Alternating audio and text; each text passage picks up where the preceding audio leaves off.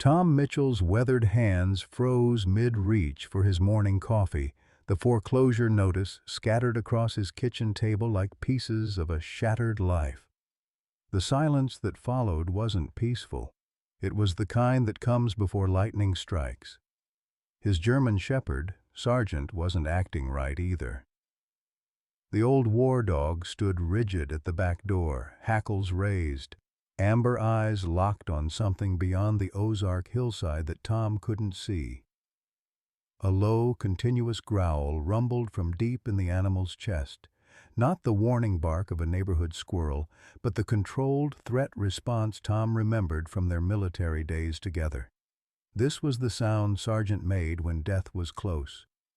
Tom's arthritic fingers trembled as he reached for the dog's collar. 47 years of marriage to Maggie, and now 18 months of learning to live without her, laugh echoing through these empty rooms. "What is it, boy?" The question hung in the morning air like smoke from a distant fire, carrying with it the weight of a man who had already lost everything once and couldn't bear to lose what little remained. Leave a like and share your thoughts in the comments along with the city you're watching from now. Let's continue with the story. Tom Mitchell had worn many faces in his 68 years, soldier, husband, carpenter, widower, but sitting in his threadbare recliner with a stack of medical bills threatening to topple like a house of cards, he felt reduced to nothing more than a number in someone else's ledger. The morning sun filtered through windows that Maggie used to keep spotless, casting long shadows across a life that had become too quiet, too empty, too filled with the echoes of what used to be.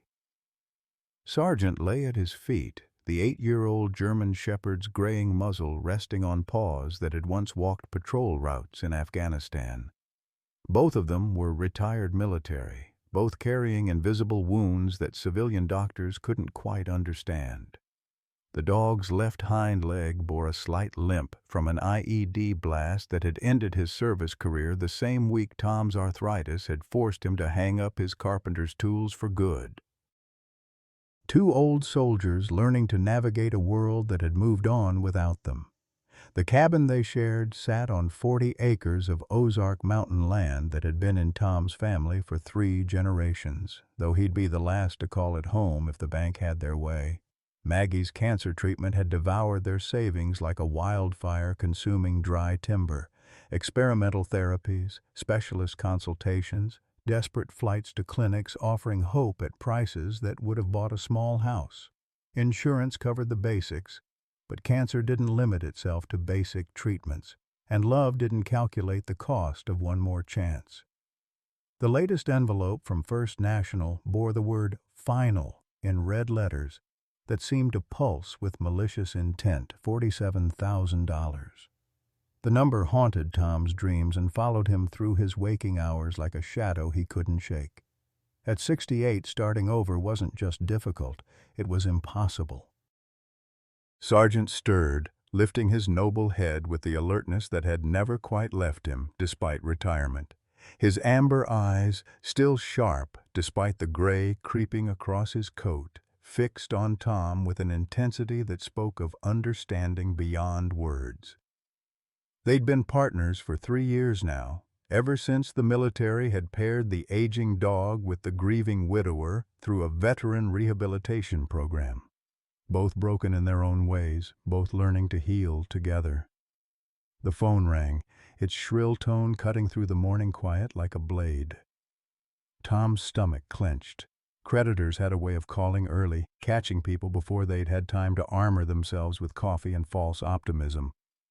But the voice on the other end belonged to James Peterson, a lawyer from Little Rock, whose tone carried the formal sympathy reserved for delivering news about death. Uncle Earl was gone. Died in his sleep at 74, alone in that ramshackle cabin near Devil's Den State Park. Tom hadn't spoken to his uncle in 15 years, not since Earl had become obsessed with caves and treasure maps and all manner of foolishness that drove practical people away. But Earl had remembered him in his will, leaving behind 40 acres of worthless hill country and a cave system that locals whispered about in the same tone they used for ghost stories. A worthless inheritance for a man who had nothing left to lose. The drive to Earl's property took Tom and Sargent through winding mountain roads that seemed to fold in on themselves like the pages of a book nobody wanted to read. Tom's old pickup truck wheezed up the inclines, its engine protesting each mile with the determination of something too stubborn to quit. Sargent rode shotgun, his head out the window, nostrils flaring at scents that carried stories Tom couldn't interpret but somehow understood, the language of earth and time and secrets buried deep. The lawyer's directions led them to a rusted mailbox leaning at a drunken angle, the name Callahan barely visible beneath years of weather and neglect. The dirt road beyond stretched into a tunnel of overhanging oak and hickory trees, their branches creating a canopy so thick the midday sun struggled to penetrate. Tom had visited this place exactly twice in his adult life, once for a family reunion when he was 25 and full of plans that seemed possible then, and once more when Earl had tried to convince him to invest in some harebrained mining scheme that involved metal detectors and dreams of Spanish gold. The cabin that emerged from the tree line looked like something from a postcard that had been left in the rain too long. Earl's old Ford sat beside it, covered in a patina of rust and bird droppings that spoke of months without movement. The structure itself leaned slightly to the east, as if it had grown tired of fighting gravity and decided to rest against the mountain behind it.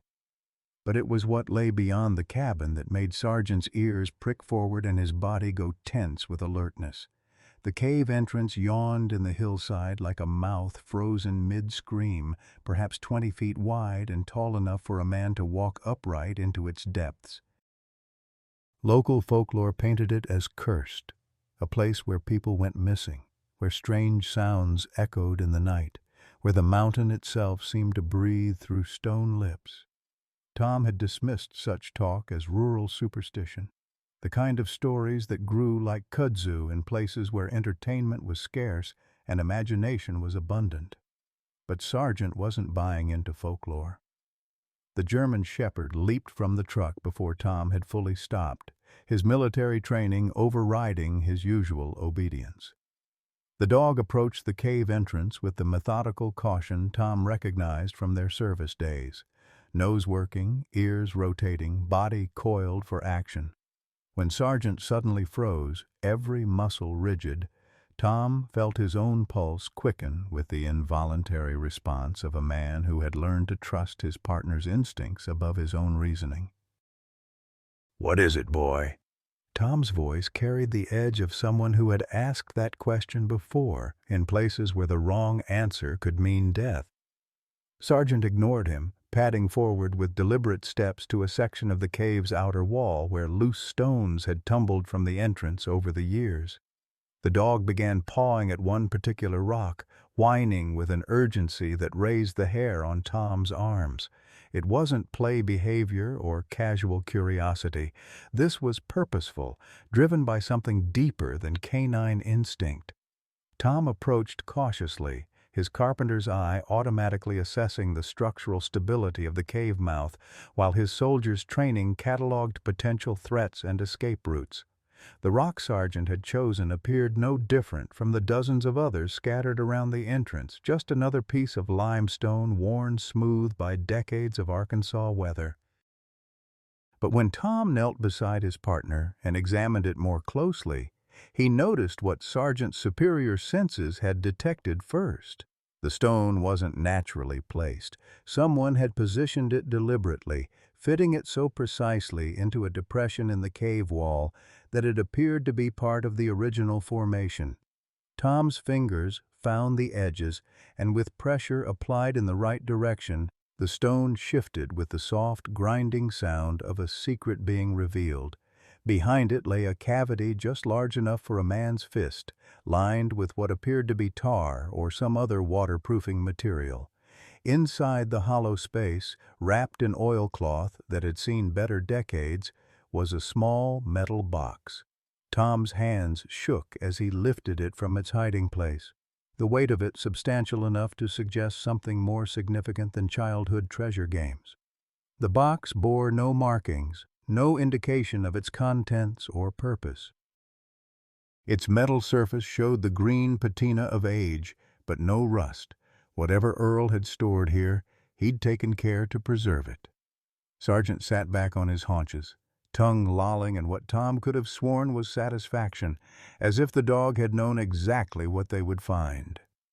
As Tom prepared to open the box, the sound of an expensive engine echoed through the trees behind them. A black SUV emerged from the tunnel of branches, its chrome gleaming and paint job unmarred by the dust that coated everything else in these hills. The vehicle moved with the confident smoothness of something that cost more than most people's houses. The inheritance had just become complicated. The man who emerged from the black SUV wore confidence like an expensive suit, which Tom noted he also happened to be wearing.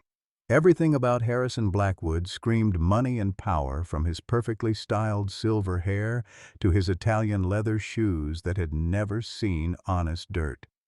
He moved with the calculated grace of someone accustomed to boardrooms and country clubs, but his pale blue eyes held the coldness of a predator sizing up wounded prey. Sargent's reaction was immediate and visceral. The German shepherd rose to his feet with fluid precision, every line of his body transformed into a living weapon. The low growl that rumbled from his chest carried 40 pounds of muscle and 8 years of military training behind it. Tom had seen Sargent friendly with strangers, indifferent to others, even mildly wary of a few, but never had he witnessed this level of pure instinctive hostility. "Mr.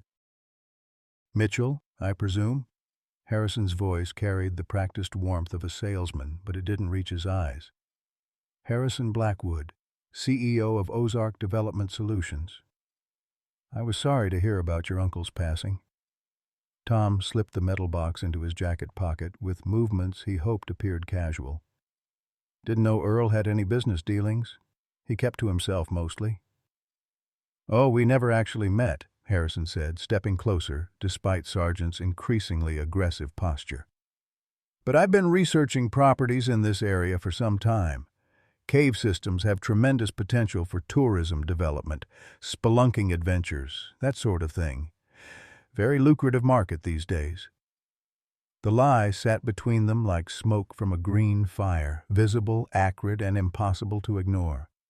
Tom had spent enough years reading people's intentions to know when someone was feeding him a line. Harrison Blackwood hadn't driven up this mountain on speculation. He'd come here with purpose, and that purpose had nothing to do with tourism. "Property's not for sale," Tom said simply. Harrison's smile never wavered, but something shifted in his eyes, a flash of irritation quickly masked. "I understand you're dealing with some financial difficulties, Mr. Mitchell. Foreclosure proceedings can be unpleasant. I'm prepared to make an offer that would resolve all your current problems and leave you with enough to live comfortably." The number Harrison mentioned made Tom's breath catch in his throat. It was enough to pay off Maggie's medical debts twice over, enough to buy a decent house somewhere warm, enough to ensure that Sargent would never want for anything. It was also far too much money for 40 acres of worthless hill country and a cave that locals avoided.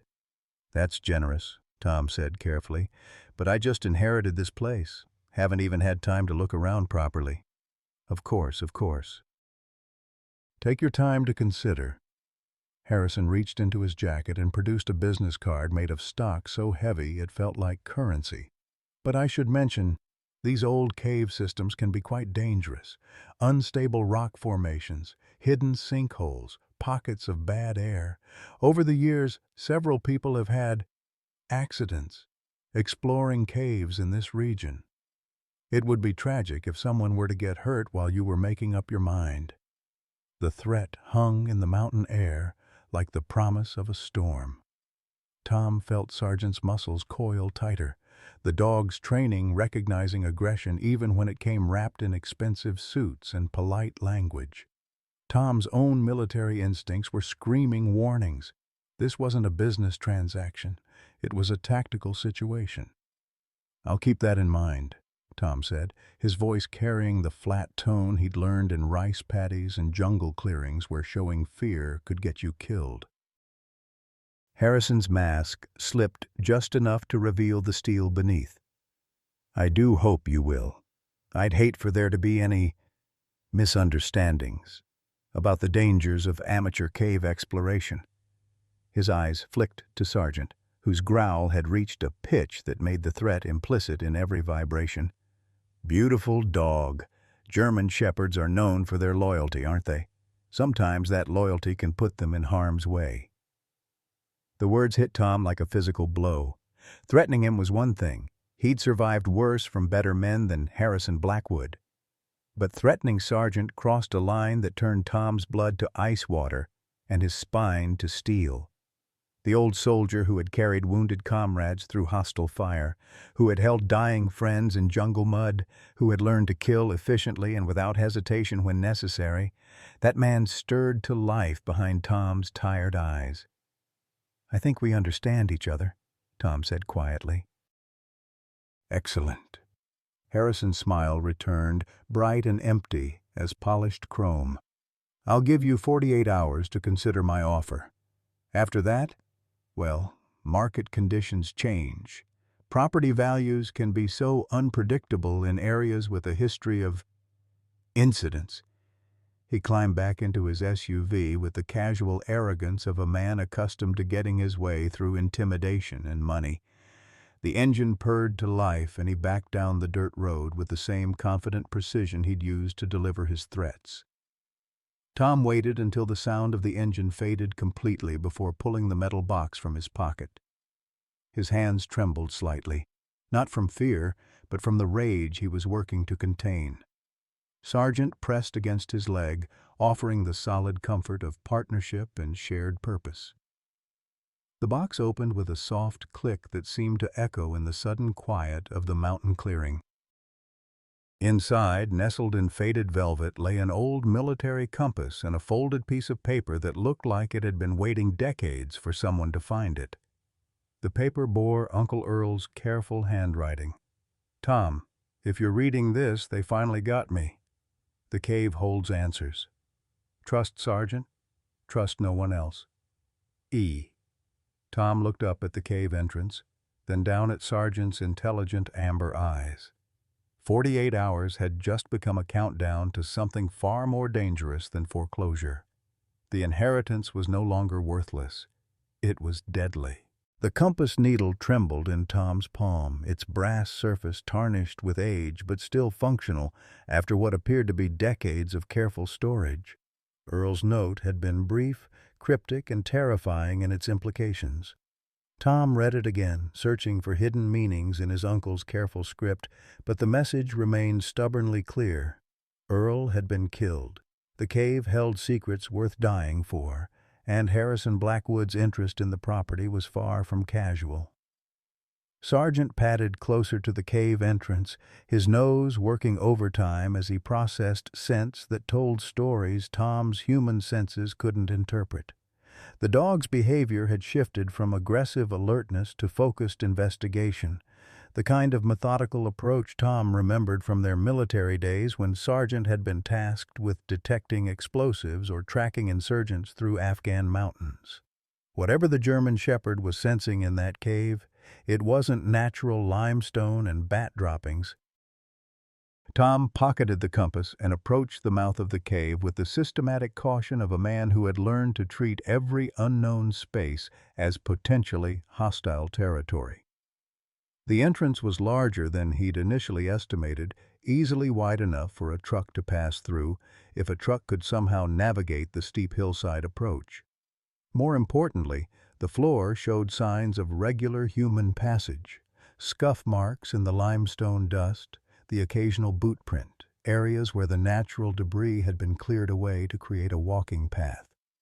Earl hadn't been wandering aimlessly through these passages. He'd been following a specific route, probably for years. The deeper they ventured into the cave system, the more obvious Earl's long-term presence became. Battery-powered lanterns sat on natural stone shelves, their bulbs dead but their placement deliberate. A canvas camp chair occupied a small alcove beside what appeared to be a natural spring, and nearby, Tom discovered something that made his pulse quicken. A wooden crate containing dozens of manila folders, each one thick with documents and photographs. Sargent had moved ahead, following his nose toward a passage that branched off to the left. His excited whining echoed off the stone walls, a sound that spoke of discovery rather than distress. Tom grabbed one of Earl's lanterns, praying the battery still held enough charge to be useful, and followed the sound of his partner's investigation. The beam of light that flickered to life was weak but adequate, illuminating a passage that had been carved wider than nature had originally intended. Someone, presumably Earl, had spent considerable time and effort expanding this particular route, and as Tom followed Sargent deeper into the mountain, he began to understand why.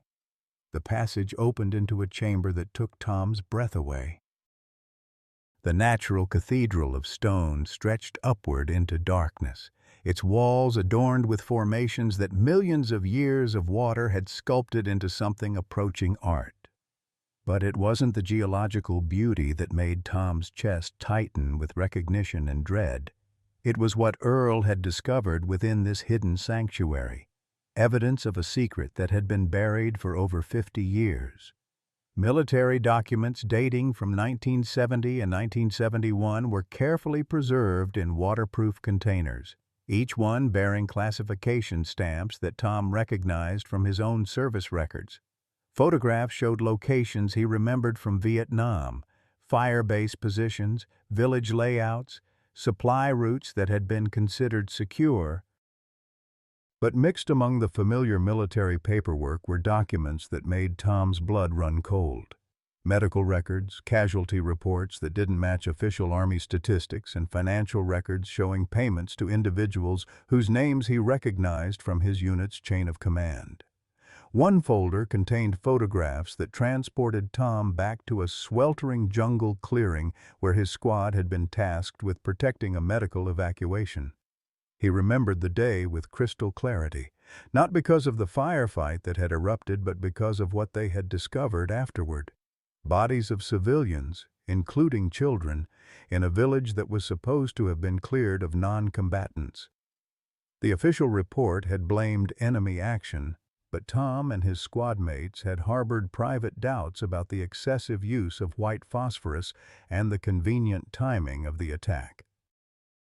Now, 50 years later, Earl's hidden archive provided the answers Tom had tried not to think about for half a century. The civilian casualties hadn't been collateral damage. They'd been deliberate, part of a psychological warfare operation designed to terrorize the local population into compliance. And several officers in Tom's chain of command, including Colonel Marcus Blackwood, had not only known about the operation but had profited from it through weapons contracts and supply deals that converted military assets into personal wealth. Tom's hands shook as he photographed page after page with his phone, the modern device feeling incongruous in the ancient chamber. Sargent sat beside him, occasionally pressing his muzzle against Tom's arm in what the old soldier recognized as comfort behavior. The dog seemed to understand that his partner was processing something painful, something that cut deep into old wounds that had never properly healed. Colonel Marcus Blackwood. The name echoed in Tom's memory like a gunshot in an empty building. Tom remembered him as a career officer with political ambitions, the kind of man who treated war as a stepping stone to higher positions in the Pentagon or defense contracting firms. He'd been charismatic, well-connected, and absolutely ruthless in his pursuit of results that would look good in congressional hearings and promotion reviews. He'd also been Harrison Blackwood's father. The realization hit Tom like a physical blow, causing him to sit down heavily on a natural stone ledge. Harrison's interest in the cave wasn't about tourism development or real estate speculation. He was here to bury evidence that could destroy his family's reputation and possibly expose financial crimes that might still carry legal consequences.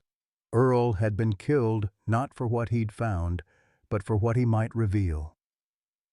A new sound echoed through the cave system, the rumble of vehicles approaching the property above. Tom checked his watch and realized they'd been underground for nearly 4 hours. The weak daylight filtering through the cave entrance had faded to the gray-blue of evening, and the approaching engines suggested that Harrison Blackwood had decided not to wait the full 48 hours for an answer. Sergeant's ears perked up, rotating toward the entrance like radar dishes tracking incoming threats. The dog's posture shifted back into combat mode, muscles tensed, weight balanced for immediate movement, eyes focused with laser intensity on the passage that led back to the outside world. Tom quickly gathered the most incriminating documents from Earl's archive, stuffing them into a waterproof bag he found among his uncle's supplies. The evidence was too important to risk losing, and his instincts told him that Harrison's return visit wouldn't involve polite conversation or reasonable business negotiations. Men who killed to protect secrets didn't typically offer second chances to negotiate. The sound of voices carried through the stone passages, distorted by echoes but unmistakably hostile in tone. Tom counted at least 3 distinct speakers, possibly more. Harrison hadn't returned alone, and the aggressive edge in the distant conversations suggested they weren't here to make another offer for the property. Tom extinguished the lantern and allowed his eyes to adjust to the deeper darkness of the cave system. Sergeant moved beside him with the silent grace of a predator, his military training overriding any impulse to bark or whine. Both man and dog understood that they were no longer exploring a family mystery. They were evading capture by people who had already demonstrated their willingness to kill. The evidence Earl had gathered represented justice for Vietnamese civilians who had died anonymously, vindication for American soldiers who had carried guilt about operations they'd never fully understood, and accountability for officers who had converted war crimes into personal profit. It was worth preserving, worth fighting for, and worth risking everything to protect. But first, Tom and Sargent had to survive long enough to get it into the right hands. The cave system that Earl had spent years mapping might be their salvation or their tomb, depending on how well they could navigate its passages in the dark, while armed men searched for them above. Tom touched Sargent's head in the darkness, feeling the solid reassurance of partnership and loyalty. They'd survived worse odds together in Afghanistan, though admittedly with better equipment and military backup. Tonight they had only each other, Earl's hidden maps, and the desperate determination of a man who had finally found something worth fighting for again. The hunt was about to begin. The voices above grew louder, more organized, carrying the disciplined cadence of men who had worked together before. Tom pressed himself against the cave wall, straining to interpret the echoes that bounced off stone surfaces and distorted every word into fragments of meaning. What came through clearly was the systematic nature of their search. These weren't casual explorers or curious tourists. They moved with purpose, checking predetermined locations with the efficiency of a trained team. Sargent remained motionless beside him, every sense focused on the threat above. The German Shepherd's military training had kicked in completely now, overriding years of comfortable retirement with the sharp clarity of a mission profile. Tom could feel the tension in the dog's muscles, coiled and ready for action but disciplined enough to wait for the right moment. A beam of powerful light swept across the main passage, followed by the scrape of boots on stone. Harrison's voice carried down from the entrance, no longer bothering with the pretense of polite business conversation. "Spread out. He's been here recently. The dust patterns show fresh movement. Check every passage, every chamber. He can't have gone far with that gimpy old dog." The casual dismissal of Sargent sparked a surge of protective fury in Tom's chest, but he forced it down with the discipline learned from decades of controlling emotions under fire. Anger was a luxury he couldn't afford when tactical thinking might mean the difference between capture and escape. Tom had studied Earl's hand-drawn maps during their hours in the document chamber, memorizing the layout with the same attention to detail that had once kept him alive in hostile territory. The cave system was more extensive than it appeared from the main entrance, with multiple passages connecting to form a rough network that extended deep into the mountain. More importantly, Earl had marked several alternate exits, narrow openings that emerged at various points along the hillside, some large enough for human passage, others suitable only for emergency escape if larger routes were compromised. Moving with practiced stealth, Tom led Sargent deeper into the cave system, following passages that angled away from the main entrance and the approaching search team. The darkness was nearly absolute, forcing him to navigate by touch and memory, but Sargent's superior senses served as an early warning system for obstacles and hazards that human perception might miss. The passage they followed gradually narrowed and began to descend at a steeper angle, taking them deeper into the mountain's core. Behind them, the voices of Harrison's team grew fainter, but never disappeared entirely, a constant reminder that discovery meant capture, and capture meant death. These men hadn't come to negotiate or make threats. They'd come to eliminate a problem permanently. Tom's phone buzzed against his chest, the vibration startling in the absolute quiet of their underground flight. He'd managed to get a brief signal earlier while photographing Earl's documents, long enough to send a text message to Danny Rodriguez with their location and a desperate request for help.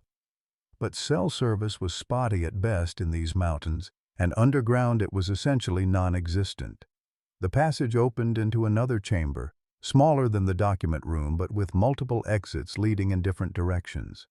Earl had marked this location on his maps as Junction Point, a navigation hub that provided access to most of the cave system's major passages. More importantly, it was here that Earl had cached additional supplies, battery-powered lanterns, emergency food, and a first aid kit that showed signs of regular maintenance. Tom allowed himself the risk of using one of Earl's lanterns on its dimmest setting, just enough light to check his uncle's maps against their current position. According to Earl's careful notations, they were roughly halfway to the northernmost exit, a narrow opening that emerged in a ravine about half a mile from the main property. The route would be challenging, particularly for an aging German shepherd with a service-related injury, but it offered their best chance of reaching safety without encountering Harrison's search team. As they prepared to continue their escape, Sargent suddenly froze, his body language shifting to high alert. The dog's nose worked frantically, processing information that made his ears flatten against his skull in recognition of immediate danger. Tom extinguished the lantern and listened, his own senses straining to identify whatever had triggered his partner's alarm. The sound, when it came, was subtle but unmistakable to anyone with military experience, the soft whisper of tactical equipment moving against clothing, the barely audible communication between team members using hand signals and whispered commands. Harrison's searchers had found their trail and were closing in on the junction chamber. Tom's mind raced through tactical options, each one weighted against the reality of their situation.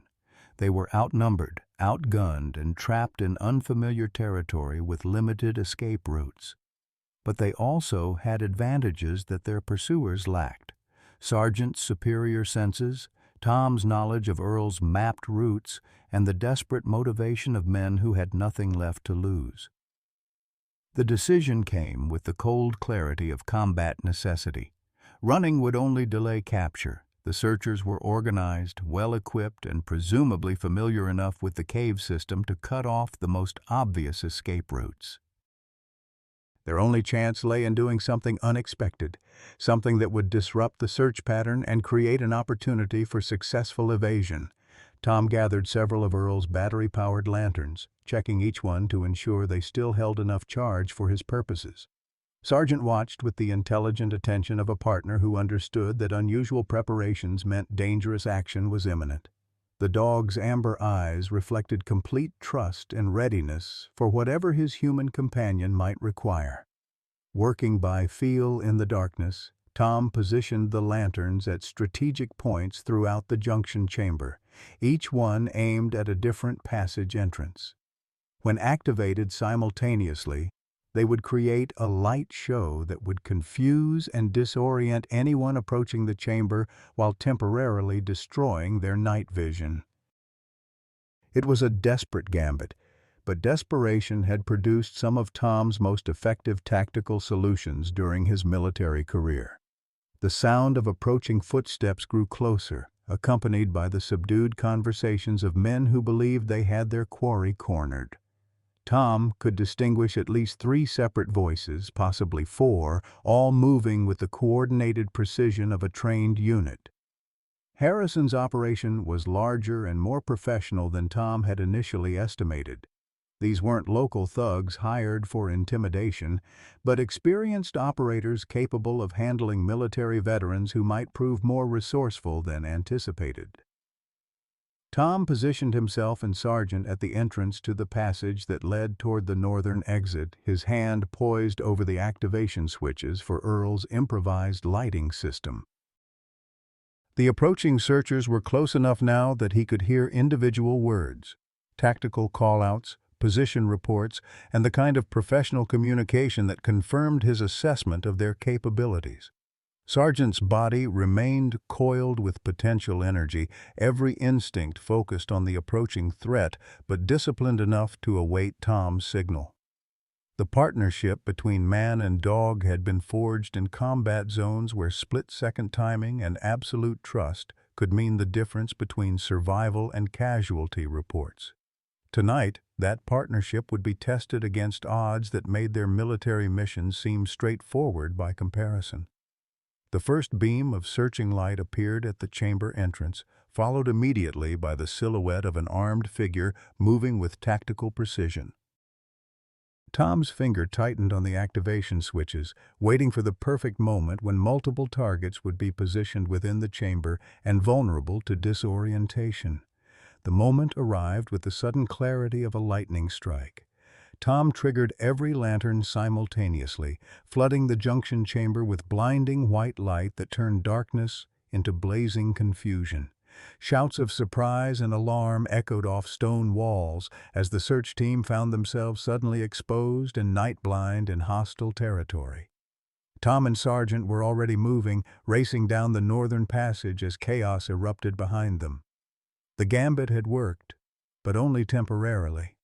Within minutes, Harrison's team would recover from their disorientation and resume pursuit with increased determination and reduced caution. The real chase was just beginning. The northern passage narrowed with each step, forcing Tom and Sargent to move single file through sections where the limestone walls pressed close enough to scrape their shoulders. Behind them, angry voices echoed through the cave system, punctuated by the harsh beams of tactical flashlights that swept back and forth like searchlights hunting for escaped prisoners. The disorientation gambit had bought them precious minutes, but Harrison's team was regrouping with the methodical efficiency of professionals who had dealt with setbacks before. Tom's lungs burned with the effort of maintaining their desperate pace while navigating treacherous footing in near-complete darkness. Each step required careful placement to avoid loose stones that might shift underfoot and send him tumbling into unseen crevices. Sargent moved with the sure-footed grace of an animal whose senses could interpret terrain that would defeat human perception. But even the German shepherd's breathing had taken on the labored rhythm of exertion pushed beyond comfortable limits. The passage began to angle upward, following what Earl's maps had indicated was a natural fault line that led toward the surface. Tom could feel the subtle change in air pressure that suggested they were climbing toward one of the alternate exits, but the route was proving longer and more demanding than Uncle Earl's careful notations had suggested. Either the maps contained inaccuracies born of memory rather than precise measurement, or Tom's navigation in the darkness had led them slightly off course. A new sound joined the pursuit behind them, the rhythmic scraping of equipment being dragged across stone surfaces. Harrison's team was bringing portable lighting and possibly other gear that would eliminate their tactical disadvantage in the cave system's darkness. Tom's temporary advantage was evaporating with each passing minute, and the northern exit that represented their salvation remained frustratingly out of reach. Sargent suddenly stopped, his body language shifting from determined flight to cautious investigation. The German shepherd's nose worked frantically at something in the air, a scent that made him whine with what Tom recognized as confusion rather than fear. The dog's reaction was puzzling until Tom caught the scent himself, fresh air carrying the unmistakable smell of rain and growing vegetation. They were close to the surface, but something wasn't right about the exit ahead. Tom risked using his phone's flashlight for a brief moment, shielding the beam with his hand to prevent it from being visible to their pursuers. The passage ahead opened into a small chamber with what appeared to be a natural chimney leading upward toward starlight. But the opening was smaller than Earl's maps had suggested, perhaps wide enough for a determined man to squeeze through, but questionably navigable for a large German shepherd with an injured leg. The voices behind them were growing closer, accompanied now by the steady glow of powerful lights that turned the twisting passage into a funnel of approaching doom. Tom could distinguish Harrison's voice among the others, no longer bothering with pretense or civilized language. The threats were explicit now, promising painful consequences for the inconvenience Tom had caused by refusing to cooperate with what should have been a simple business transaction. Tom examined the narrow exit more carefully, his heart sinking as he realized the extent of their predicament. He might be able to climb through the opening alone, but Sargent's size and injury would make the ascent nearly impossible. Abandoning his partner was unthinkable. The dog had saved Tom's life multiple times during their military service and had been his only source of companionship during the dark months after Maggie's death. But staying together in the cave meant certain capture, and capture meant death for both of them. Sargent seemed to understand their dilemma with the uncanny intelligence that had made him such an effective military working dog. The German shepherd approached the narrow opening and attempted to climb toward the surface, his powerful hindquarters driving him upward, while his front paws scrambled for purchase on the rough limestone walls. But his injured leg couldn't support the effort, and he fell back to the chamber floor with a whimper of frustration and pain. Tom knelt beside his partner, running his hands over the dog's frame to check for new injuries from the failed climb attempt. Sargent's amber eyes met his in the dim light filtering down from above, and Tom saw something there that broke his heart. Acceptance. The dog understood that he was the liability preventing their escape, and his expression carried the selfless resignation of a soldier willing to sacrifice himself for the mission's success. The sound of approaching footsteps was close enough now that Tom could hear individual conversations. Harrison's team had found their trail again and was following it with the relentless determination of hunters who had cornered their prey. Within minutes, they would reach the dead-end chamber where Tom and Sargent waited with nowhere left to run. Tom's phone buzzed against his chest, a text message that somehow had found enough signal to reach him in their limestone prison. The sender was Danny Rodriguez, and the message was brief but filled with hope. Cavalry inbound, GPS coordinates received, hold position if possible. But holding position was the one thing Tom couldn't do. Harrison's team was less than 50 yards away, and the chamber offered no cover or defensive advantages that would allow two desperate fugitives to hold off multiple armed attackers. The rescue Danny had promised might arrive in time to find their bodies, but it wouldn't prevent the deaths of the only two witnesses who could testify to the war crimes Earl had documented. Sargent nudged Tom's hand with his muzzle, then looked pointedly at the narrow exit above them. The message was clear. Tom should save himself while he still could. The dog would remain behind and face whatever consequences Harrison's team had planned, buying his human partner the time needed to reach safety and preserve the evidence that Earl had died protecting. Tom stared at the opening that represented salvation for one, but death for the other. The choice before him was the cruelest kind of decision a soldier could face, the mathematics of survival that reduced love and loyalty to tactical calculations. Save yourself and complete the mission, or die together in a futile gesture that would ensure Earl's murderers escaped justice. The approaching lights were visible now, casting dancing shadows on the chamber walls as Harrison's team navigated the final turns of the passage. Time had run out for debate or alternative solutions. Tom had to choose between abandoning his best friend or watching both of them die for nothing. Sargent's amber eyes held no accusation, no resentment, only the patient understanding of a partner who had always known that some missions required the ultimate sacrifice. The German shepherd positioned himself between Tom and the approaching threat, his body language shifting into the protective stance that had once shielded wounded soldiers from enemy fire. In that moment, Tom realized that Sargent had already made the choice for both of them. Tom's hands shook as he gripped the rough limestone walls of the narrow chimney, every instinct screaming against the decision to leave Sargent behind. But the German shepherd had positioned himself at the chamber entrance with the unmistakable body language of a soldier taking a final stand, and Tom knew that dishonoring that sacrifice by staying would accomplish nothing except ensuring both their deaths. The climb through the natural chimney was a nightmare of scraped knuckles and torn clothing, each upward inch requiring tremendous effort from muscles that had already been pushed beyond their limits. Above him, the opening grew larger as he approached the surface, revealing a circle of star-studded sky that represented freedom purchased at the highest possible price. Behind him, in the chamber below, Sargent's low growl echoed off stone walls as Harrison's team finally reached their quarry. Tom emerged from the cave system into a ravine choked with underbrush and fallen timber, his body trembling with exhaustion and grief.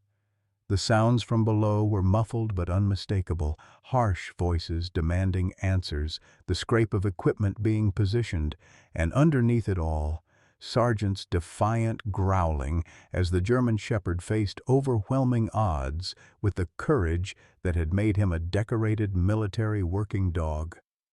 The first gunshot shattered the mountain quiet like a thunderclap, followed immediately by human shouts of pain and alarm. Sargent hadn't gone down quietly. His military training and protective instincts had turned the narrow chamber into a battlefield where Harrison's team discovered that cornering a wounded veteran, whether human or canine, was a dangerous miscalculation.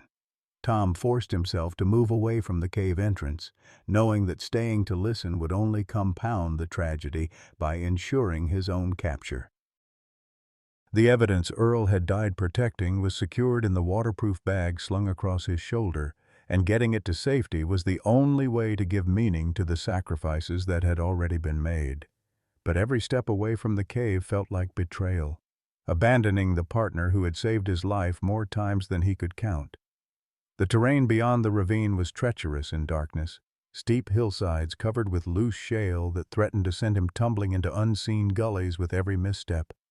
Tom's phone showed no signal bars, leaving him cut off from Danny Rodriguez and whatever help might be coming.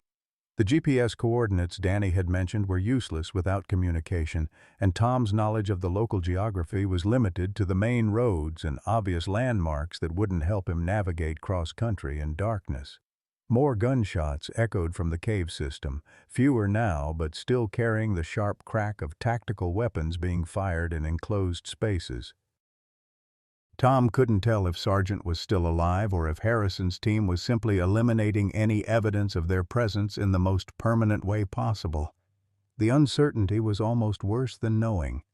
It left room for hope that felt like torture and despair that threatened to paralyze him when he needed movement most. A new sound cut through the mountain air, the distant thrum of helicopter rotors approaching from the south. Tom's heart leaped with desperate hope that Danny had somehow managed to coordinate federal intervention, but the aircraft's approach pattern seemed wrong for a rescue operation. Instead of the systematic search pattern he would have expected from law enforcement, the helicopter moved with purpose toward a specific destination: Earl's property and the cave system where Harrison's team was conducting their deadly business.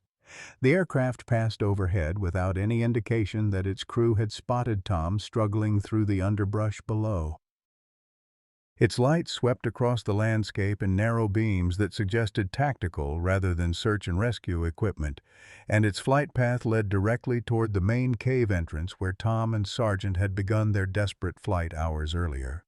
Tom pushed himself harder, fighting through brambles and fallen logs toward higher ground where his phone might find enough signal to call for help.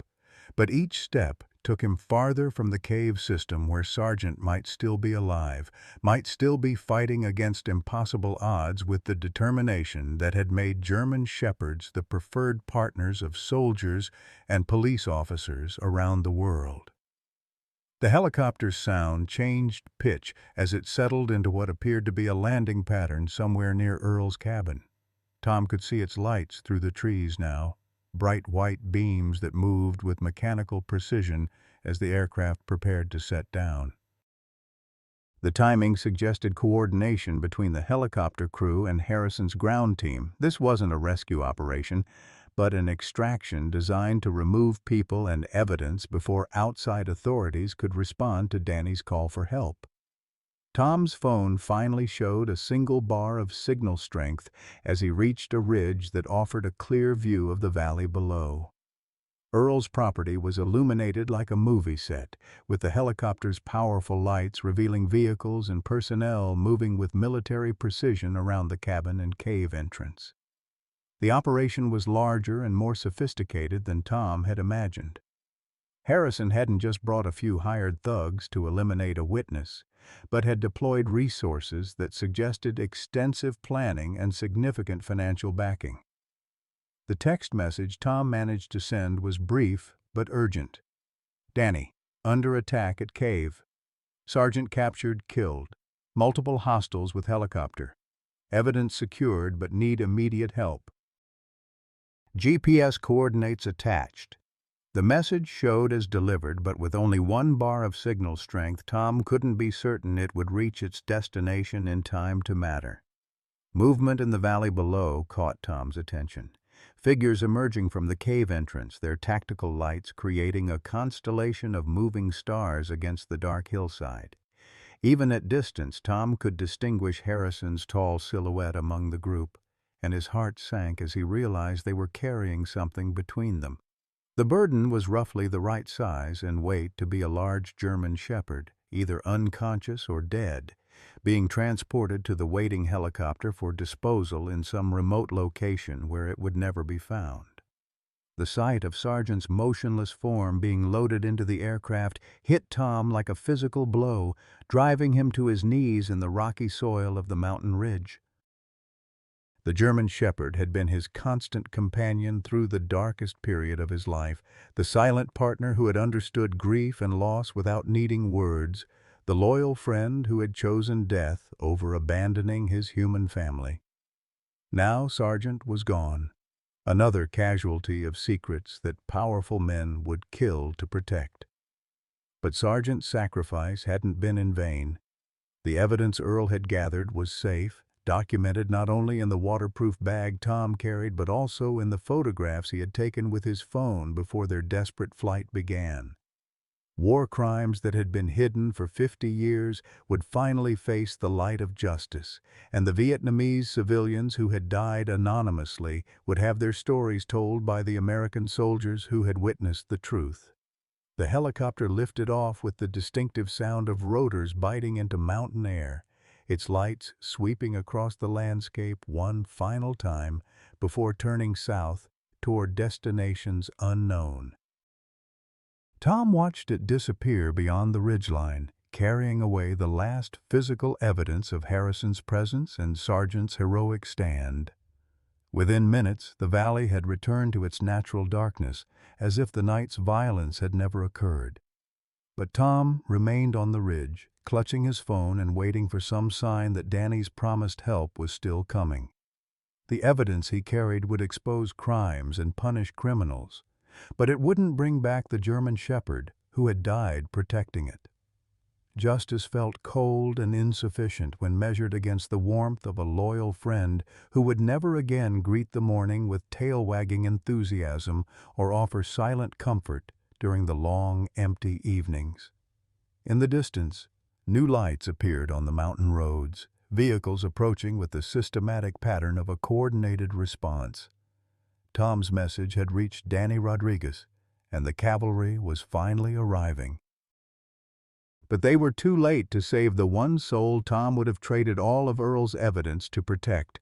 Sargent was gone, and no amount of justice could fill that emptiness. The convoy of vehicles that wound up the mountain road carried the unmistakable authority of federal law enforcement, black SUVs with government plates, tactical response vehicles equipped with communication arrays, and an ambulance whose presence suggested someone had taken Danny Rodriguez's emergency call seriously.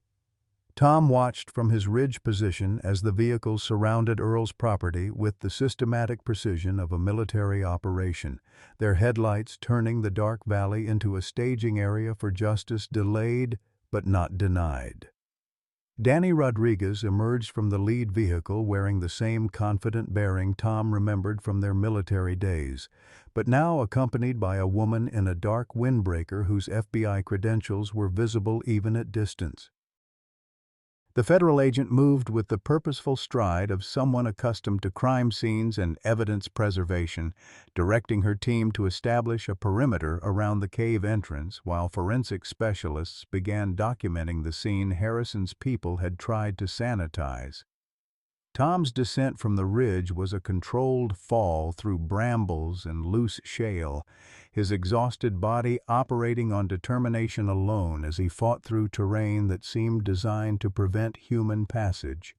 Each step brought him closer to the moment when he would have to explain Sargent's sacrifice to people who had never known the German shepherd's loyalty and courage, never experienced the silent communication that had made them partners in the truest sense of the word.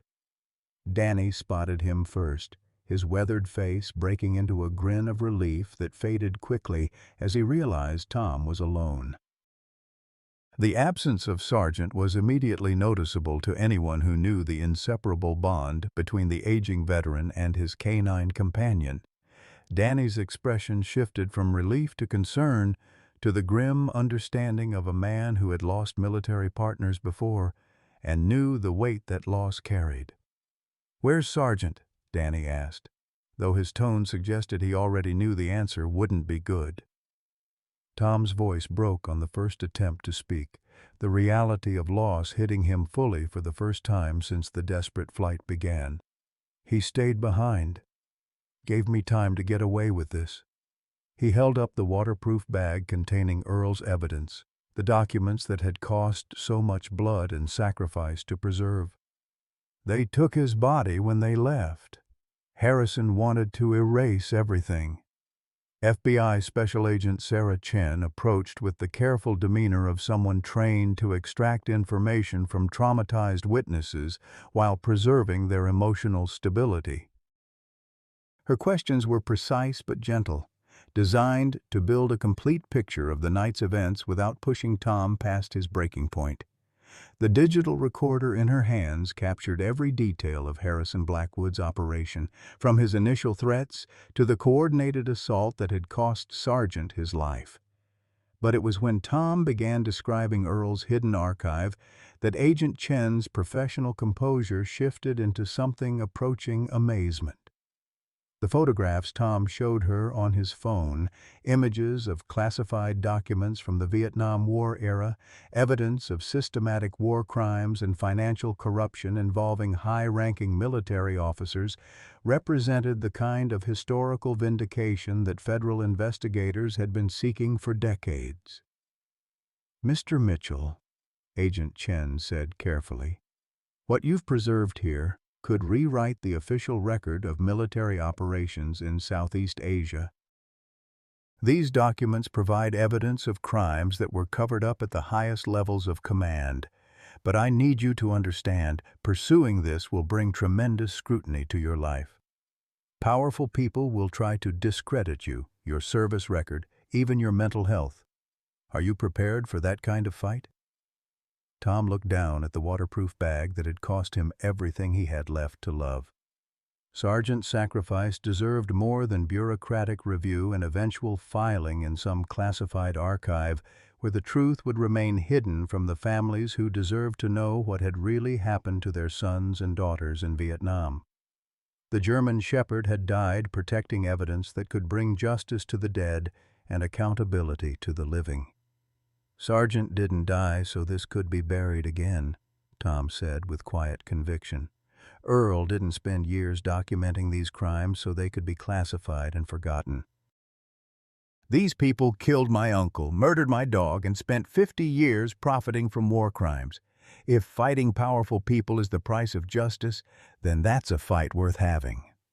Agent Chen nodded with the satisfaction of someone who had found a witness with both credible evidence and the determination to see justice through to completion.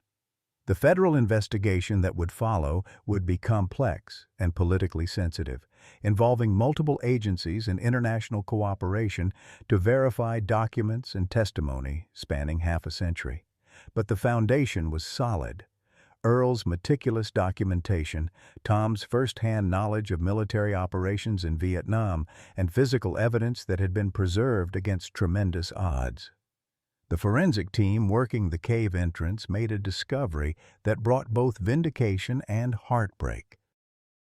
Hidden beneath a pile of loose stones that Harrison's people had hastily arranged, they found traces of blood and fur that would later be confirmed as belonging to Sargent. But more importantly, they discovered something that Harrison's team had missed in their hurried cleanup: a single brass button from a military uniform, tarnished with age and marked with insignia that matched the documents in Earl's archive.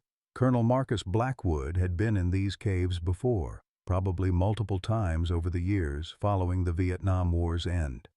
The evidence suggested he had used the remote location as a meeting place for coordinating cover-up activities and possibly for hiding additional incriminating materials that Earl had never found. Harrison's desperate effort to control the cave system wasn't just about protecting his father's reputation. It was about preventing the discovery of crimes that might still carry legal consequences for living conspirators. As dawn broke over the Ozark Mountains, painting the valley in shades of gold and amber that reminded Tom of Sargent's intelligent eyes, the scope of Earl's investigation became fully apparent. The old man hadn't just been collecting historical documents. He had been building a comprehensive case that connected Vietnam-era war crimes to modern defense contracting frauds, showing how networks of corruption had evolved and persisted across generations. The implications reached far beyond Harrison Blackwood and his family's legacy.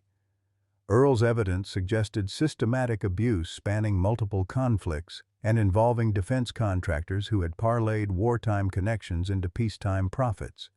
The cave system had been a repository for secrets that could reshape public understanding of military operations dating back to the 1970s and possibly earlier. Danny Rodriguez found Tom sitting on the tailgate of an FBI vehicle, staring at the cave entrance where Sargent had made his final stand. The morning light revealed the scene's aftermath: scattered equipment, disturbed soil where Harrison's team had attempted to remove evidence, and the empty silence where a loyal dog's bark should have welcomed the dawn. "He was a good dog," Danny said simply. understanding that elaborate eulogies couldn't capture the bond between a veteran and his service animal. "He was the best partner I ever had," Tom replied, his voice steady despite the tears that tracked down his weathered cheeks.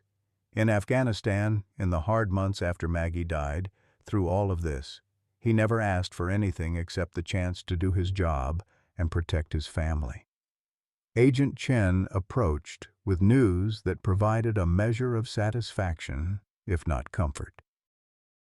Federal authorities had issued warrants for Harrison Blackwood and 6 associates connected to the night's operation. The helicopter Tom had seen departing the scene had been tracked by military radar to a private airfield in Texas, where Harrison and his team had attempted to board a corporate jet bound for a non-extradition country.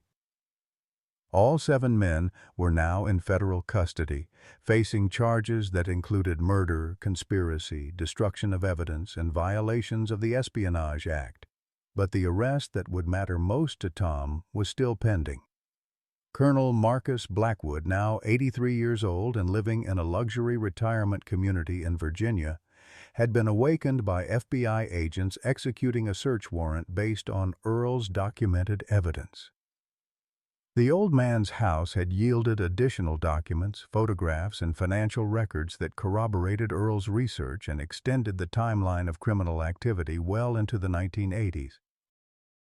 The truth Earl had died protecting was finally emerging into daylight, carried forward by the sacrifice of a German shepherd who had understood loyalty in its purest form. Sargent hadn't died for documents or historical vindication. He had died protecting his human family, fulfilling the oath of partnership that every military working dog takes when they accept the responsibility of walking alongside soldiers into danger. Tom would spend the coming months testifying before congressional committees, cooperating with international war crimes investigators, and helping federal prosecutors build cases against men who had thought their secrets were buried deep enough to remain hidden forever. The process would be exhausting, emotionally draining, and politically contentious. But every morning when he woke to the silence where Sargent's greeting should have been, Tom would remember the German shepherd's amber eyes and unwavering courage. Justice for the Vietnamese civilians who had died anonymously, vindication for the American soldiers who had carried guilt they didn't deserve, accountability for the officers who had betrayed their oaths. All of it had been purchased with the life of a dog whose loyalty had never wavered. In the end, that seemed like exactly the kind of trade Sargent would have chosen to make. Sometimes the greatest treasures we inherit aren't found in bank vaults or hidden caves. They're sitting right beside us, waiting for us to notice. Tom Mitchell thought he'd lost everything when foreclosure notices scattered across his kitchen table like fallen leaves. But in his darkest hour, when grief threatened to swallow him whole, an old German shepherd named Sargent showed him that love transcends species, loyalty conquers fear, and true friendship never asks for anything in return except the chance to stand by your side. We all carry invisible wounds from life's battles, the loss of spouses who knew our hearts, children grown distant, dreams deferred by duty and circumstance.